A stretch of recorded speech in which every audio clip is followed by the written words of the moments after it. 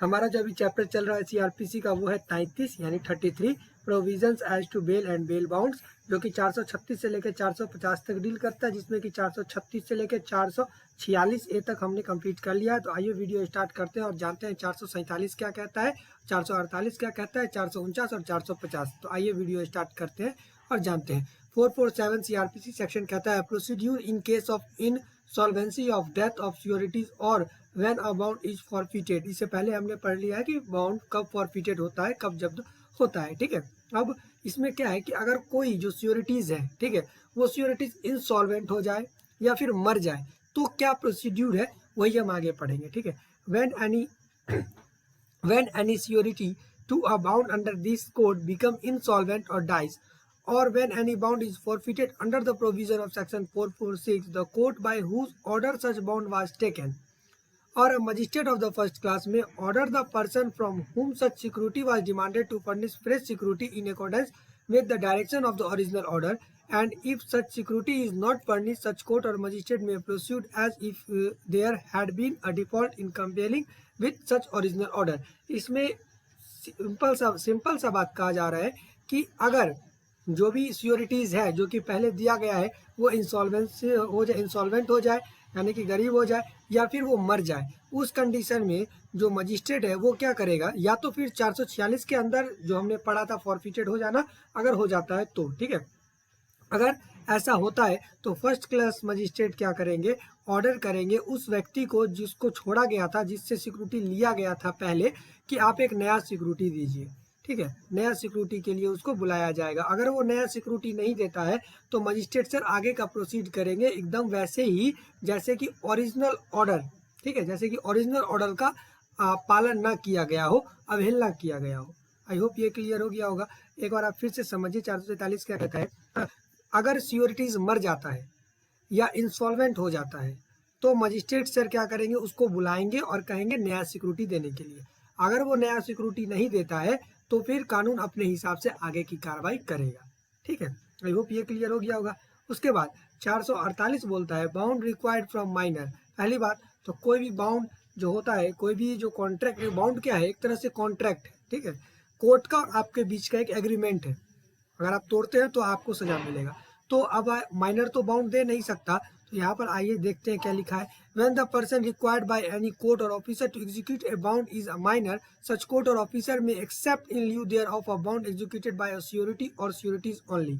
इसमें कहा जा रहा है, जैसे कि हमने ऊपर पढ़ा था कि on his bound, release on his bound, अपने बाउंड पर भी छोड़ सकता है। पर माइनर के केस में क्या होगा, बाउंड जो है वो सिक्योरिटीज के द्वारा ही एग्जीक्यूट किया जाएगा, माइनर नहीं कर सकता। माइनर के बिहाफ पर या तो मतलब माइनर को अपने बाउंड पर नहीं छोड़ा जा सकता, उसमें एक सिक्योरिटीज या सिक्योरिटीज, ठीक है, नेसेसरी है बाउंड को एग्जीक्यूट करने के लिए। आई होप ये क्लियर हो गया होगा।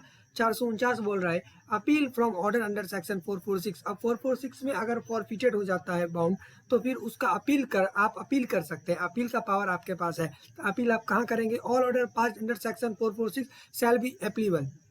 446 के अंदर जितना भी ऑर्डर पास होता है उसका आप अपील कर सकते हैं। ठीक है, 1 in the case of any order made by a magistrate to the session जज।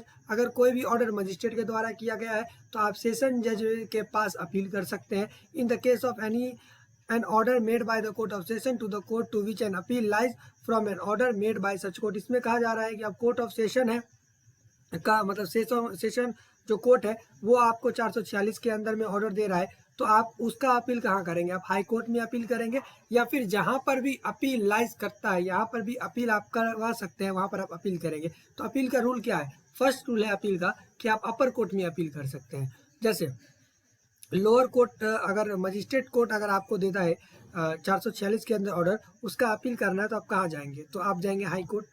अगर हाई कोर्ट भी करता है तो आप क्या कर सकते हैं, आप हायर बेंच में भी अपील कर सकते हैं। ठीक है, यहाँ पर क्लियर लिखा हुआ है कि जहाँ भी अपील होता है तो हायर बेंच में अपील होता है तो वहाँ कर सकते हैं। अगर आपको वहाँ नहीं करना है तो आप हाई कोर्ट जाइए, हाई कोर्ट के बाद आप सुप्रीम कोर्ट जाइए। ठीक है, आई होप ये क्लियर हो गया होगा। उसके बाद 450 सीआरपीसी क्या कहता है, power to direct leave of amount due on certain recognisation. The High Court or a court of session may direct any magistrate to leave the amount due on a bound for appearance or attendance at the High Court or the Court of Session। इसमें कहा जा रहा है कि high court और court of session के पास ये power है कि वो मजिस्ट्रेट को डायरेक्ट कर सकता है कि उससे कुछ अमाउंट ले लिया जाए। ठीक है, किस बात के लिए अमाउंट ले लिया जाए, मतलब कुछ अमाउंट बाउंड के रूप में कुछ अमाउंट ले लिया जाए, क्योंकि जो कि दोबारा उसका अटेंडेंस और जो अटेंडेंस है उसका अपीयरेंस है वो मतलब रेगुलेटरी रखा जा सके। ठीक है, ऐसा हाई कोर्ट किसको, हाई कोर्ट या कोर्ट ऑफ सेशन किसको बोलेगा, मजिस्ट्रेट सर को डायरेक्ट करेगा कि आप फाइन नहीं सॉरी मतलब कुछ अमाउंट ले लीजिए। ठीक है, सम अमाउंट ऑफ मनी आप ले लीजिए बाउंड के रूप में। ठीक है, आई होप मतलब सिक्योरिटी ले लीजिए। ठीक है, आई होप ये क्लियर हो गया होगा। जय हिंद। आज का वीडियो यही समाप्त होता है। नेक्स्ट अब हमारा चैप्टर शुरू होगा। शुरू होगा हमारा अटेंडेंस ऑफ पर्सन कन्फाइंड और डिटेन इन प्रिजन, जो कि चैप्टर 22 है, 266 से लेके 271 तक है। ठीक है, आई होप यहाँ तक सब कुछ क्लियर हो गया होगा। जय हिंद।